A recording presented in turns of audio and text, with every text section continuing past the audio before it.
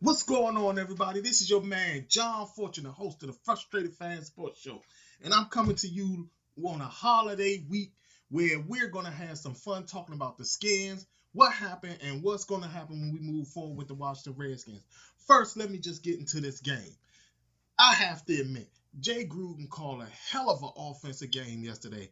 I mean, Josh Johnson was looking good. Yeah, he threw 2 picks at the end of the game, but the man was looking good.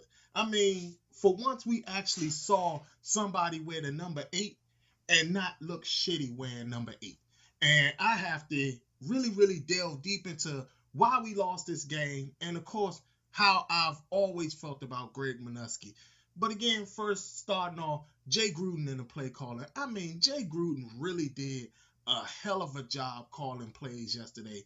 I mean, that offense was moving up and down the field. I was really proud of it, especially when you're sitting up there and you've basically gone through almost the whole season where you've played practically every offensive lineman that wasn't starting for another team. And you also set up there, you didn't have a top wide receiver. Your top tight end was basically non-existent all season. You are down to your 4th quarterback. And even with all that being said, you're still probably going to hit 8-8 this season. So I'm really proud of Jay Gruden and what he did. The thing that bothered me the most, again, goes back to Greg Minuski, which is the worst defensive coordinator in the whole NFL. This guy set up here and lost us that game. And we all know he lost us that game because there's no way in hell you telling me that Marcus Mariota goes out of the game and instead of you on the very first play that Blaine Gabbert is in, you didn't even blitz this guy? I mean, it made no sense for you to not sit there and blitz this guy as soon as he walked his butt onto that field. You should have made Blaine Gabbert feel uncomfortable from the moment he stepped on that field to the moment he walked off that field when the third down came about. This guy sat up there and was throwing the ball as though he was comfortable all day. And then another thing that irks me the most is that, yes, the Redskins did have injuries all year. But with the exception of Quentin Dunbar, the defense has been pretty much healthy all year. The defense has been pretty much healthy all year. We had the whole defensive line intact this year. The linebackers were here this year. Josh Norman was here was available all season. DJ Swearinger was available all season. Clinton Dix came in. He was available all season. So, to me, it's not the players at this point. At this point, it is the defensive coordinator. And the thing that has bothered me the most is that it's not like we haven't had quality defensive coordinators before. We've had Greg Williams here before. Greg Bloch, he wasn't the big name, but he was a quality defensive coordinator. We've had, who else? Marvin Lewis. We've had him. Ray Rhodes. We've had guys who can sit up here and really call plays. I mean, I'm not going to go as far back as Richie Pettibone because, again, that's our Super Bowl years. But still, I mean, this guy has been a nightmare. And Jay Gruden, I have to admit, he is probably a little too loyal to people he's become friends with. Because I have to admit, John Berry was an awful defensive coordinator for us. And so is Greg Minuski. I mean, this guy's even worse than John Berry. And, I mean, the fact that when I think about defensive coordinators, I think about some of the top quality guys who, when backups would come in, they had no sympathy for a backup, especially when it came to the game, because they were looking at it from a standpoint that you are going to beat us. And if you don't beat us, we're going to beat you down. And, again, I call to arms when it comes to Greg Williams, who's now the head coach of the Cleveland Browns and who's basically getting ready to to march, who could possibly march them into the playoffs, but I don't think they're going to make it. But again, this was a guy who should have been our head coach after Joe Gibbs was gone. Dan Snyder couldn't take his personality. This guy's gone other places. He's won a Super Bowl in New Orleans. I mean, this guy has gone to every place he's gone to. His defenses have always been top quality defense. And here we are in a situation where we don't even have a guy that we can rely on to call the right play at the right time, especially when Jay Gruden is doing a hell of a job calling the offensive plays. I'm one of the few people that don't feel that Jay Gruden should be fired. I mean, don't get me wrong. You know, I've said this on my last podcast. We're not going to get a top quality coach. Like, if Pittsburgh is silly enough to fire Mike Tomlin, we're not going to get Mike Tomlin. He's not going to come to DC. Not with our ownership. No, he's not going to do that.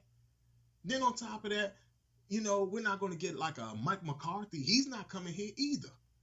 You know, those guys are going to go to places where there's an absolute chance that their ownership is going to back them. And at the same time, the owners are going to let them do what they want to do. I mean, there are a lot of coaches out there that actually want the Bill Belichick stamp of approval, where they basically get to do whatever they want to do, and the owner just says, as long as you win me championships, I'm fine with it. But here we don't have that. We have the Dallas Cowboys set up. We just have a meddlesome owner who just gets in the way over and over again. I mean, the Cowboys, they've gotten a little bit better because now Jerry Jones's sons are basically stepping in and saying, Dad, you jacking up. So that's why the Cowboys are looking better because, again, I was one of the people that said we should have given up a first-round pick for Amari Cooper. And guess what we didn't do? We didn't give up a first-round pick for Amari Cooper. So guess what he did? He went to our rivals and sat up there and basically have been beasting out since going to them. So, again, I'm just over the point of us losing games based on coaching. And this is a good example of that. I heard something as I was this morning where people were talking about DJ Swearinger was wrong. He shouldn't be lashing out. He shouldn't be lashing out to the media. He shouldn't say that in public. We should handle this in-house. I'm sorry. When did we start handling stuff in-house? I mean, when players' contracts are sit up there and people talk about, oh, he turned down this contract. He turned down our 5-year, $65 million contract. We don't understand why. How does that get out? How many of us knew that Robert Griffin III's contract, that he would still get $16 million even if he was injured? How about Alex Smith's nice contract? Huh? About how he would still get $30-something million even if he got injured. And look at what happened. You mad about Robert Griffin's III $15 million over Alex Smith's $30-something million? But how does those details get out? Those details don't get out because of the fact that, you know, somebody just found a piece of paper lying in a trash can. You know, somebody happened to sneak into Redskins stadium or sneak into the Ashburn offices and steal paperwork. That stuff is given out. That stuff is leaked out. That's how they know. So now all of a sudden, when it comes to a player criticizing coaches and things like that, and criticizing ownership and criticizing even the general managers and stuff like that, now all of a sudden, oh, he shouldn't have did that. He should handle it in-house. I'm sorry. I was one of the people who absolutely agreed with DJ Swearinger. I also agreed with the way he came out about it. I'm glad he was in front of the media and sat up there and said what he said. Because he's right. Greg Minuski did put them in bad situations. Greg Minuski did sit up there and lose this game. Greg Minuski is the reason they lost this game. They could have won this game. They could have won. And we could be still talking about the possibility of still making the playoffs. But no, we're not. Mathematically eliminated because why? Minnesota won. Dallas won, and the Eagles won. Ain't this a bitch? I mean, but again, we could have won this game. Greg Minuski ruined the whole thing. The whole thing. Now, don't get me wrong. Michael Floyd should have made that catch. And I don't know what the hell happened on the Josh Dotson, where Josh Johnson threw the interception. I don't know what happened there. But again, we wouldn't have to been in that situation if Greg Minuski would have came in and started blitzing Blaine Gabbert. Blaine Gabbert is not a superstar quarterback. He's not a phenomenal backup. This guy's been all over the place. Hell, understand this. He was in Jacksonville.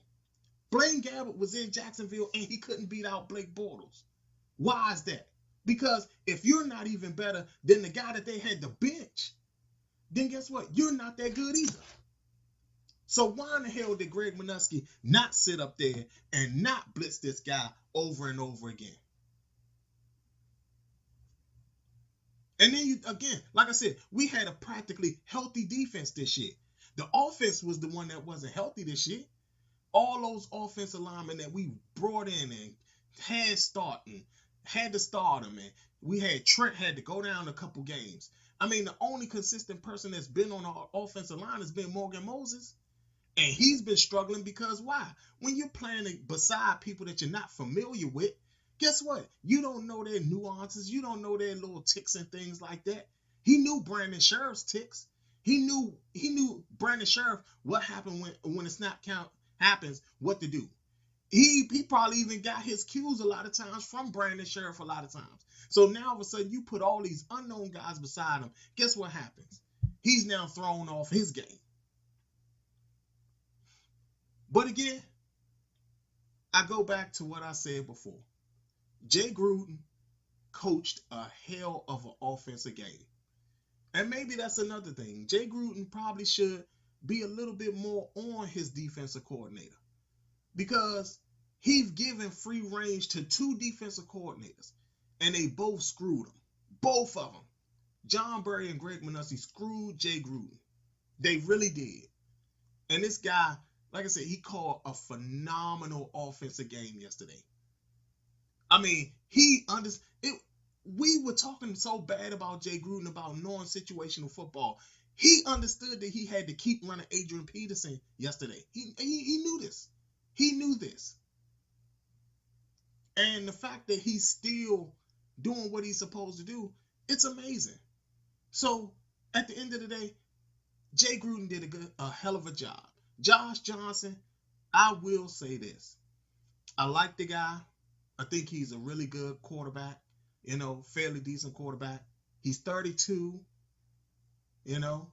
younger than Alex Smith. I don't know if he's younger than Colt McCoy, but he might be. He should be out there competing for the starting job or at least the backup job come next year. I think that he did a very, very good job this year for us. Especially you talking about a guy who's basically came off the couch, was playing Madden, said that he was playing Madden to learn his teammates. He probably played Madden and learned the playbook as well. It looked like he learned the playbook as well. But, I mean, again, the guy does deserve an opportunity.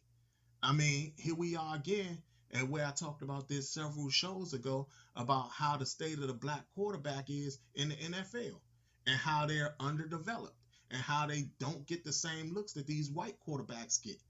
I mean, we're looking at Jacksonville, who has a crappy starter and a crappy backup as well. We're looking at teams like the Tennessee Titans where Blaine Gabbert stays in the league and he's not even nowhere near as good. I mean, we've seen the Giants, even though, again, they have won, we've seen them with mediocre quarterback play for years.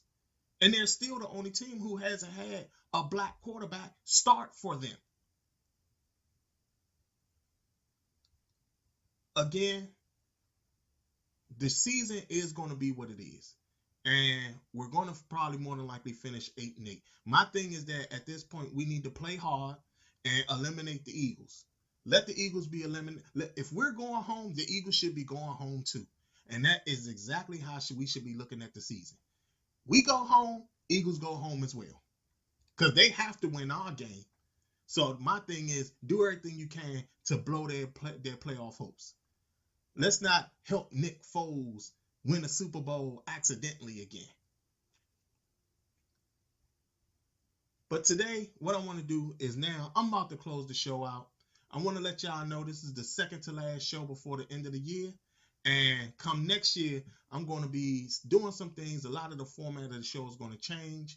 You know how it is. I'm going to be probably more than likely incorporating video, because everybody loves video. Everybody gets turned on by video. It's kind of sexy, right? So that's what we're going to do. The format, I'm be inviting guests on, other fans who are just like me, other fans who are frustrated. I'm even going to be sitting up there and even probably inviting some of the fans that's in some of my groups to come on the show and talk about their frustration about what's happened with the other teams and things like that. So be on the lookout come next year, 2010, the new Frustrated Fan Sports Show. But in today's show, I'm closing with something that has been bothering me for a while now, especially in some of my groups, because there's been some people that, they kind of annoy the hell out of me. And those people are the fans who sit up there and criticize other people because they're fans as well, but they don't support the team when they lose. To those fans, the first thing I want to say is, stop being such assholes, man. I mean, not everybody has the enthusiasm to be happy when your favorite team loses. When your favorite team is the team that is the one that always is ass out at the end of the year. Nobody is happy at the fact that every time you turn around, your team is the team that can't win or can't win the most important game. It's okay for us to criticize our own teams. Just because we criticize them, that don't mean we love them less than you do. That actually means we love them more. Because when you really think about it, every day of our lives, we're in relationships that we call love-hate relationships, right? I mean, how many of us love our wives but hate her at the same time? How many of us love our kids but hate them at the same time? How many of us love our in-laws but hate them at the same time? Here's another one, and here's one that I'm pretty sure everybody's familiar with. How many of us hate our jobs but love getting paid? We all understand that. So guess what? You can't tell somebody that they're less of a fan because they got a love-hate relationship with their favorite team. I mean, hell, we knew from the beginning of the season there were things that we absolutely hated about the Redskins. A lot of us did not like the Alex Smith trade, especially for Kendall Fuller and a third-round pick. A lot of us felt that was a dumb trade. A lot of us didn't like the Mark Sanchez deal. Mark Sanchez is not a quality quarterback, and we all know this. A lot of us did not like the fact that when the season first started, we found out that we had no real tight ends. And then we were still on the hook of trying to find out if Jordan Reed was even our guy anymore. We did not like the fact that we weren't certain about our running back situation when Darius Geis went out. I mean, don't get me wrong. We did an amazing job bringing in Adrian Peterson because, damn it, if he didn't save our running game, the same running game we did not have the year before, and we were actually going to rely on a rookie to try to do what Adrian Peterson did this year. I mean, this man went for 1,000 yards, and last year he only went for like less than 500. So this guy actually improved our running game at 33 years old when we thought that this guy was no good anymore. But guess what? That doesn't make us less of any fans. That don't mean we love the team less. Hell, it's hard to go to a football game. Hell, and that's just talking about the expense of it. I mean, these tickets are not cheap. These things are not cheap. But just because we criticize the team doesn't mean we love it less. Most of the people that criticize the team were around for those Super Bowl years. Most of us were around to see when Joe Gibbs sat up there and won 3 Super Bowls. And guess what? We're still around, and we've seen our rivals in our own division recently win Super Bowls before us. And we have still yet to win a division title. We got to do that first. So guess what? We are gonna be the fans that go out there and criticize teams. And guess what? Just because we don't have the same mentality of it's God's plan when it comes to our team losing, doesn't mean that we're still not true fans. That's the show, y'all. I want y'all to like, subscribe, and comment. And at the end of the day, y'all have a happy holiday. And y'all hear me for the next game, which is Philly at 4 something. I think the game starts at 4 something.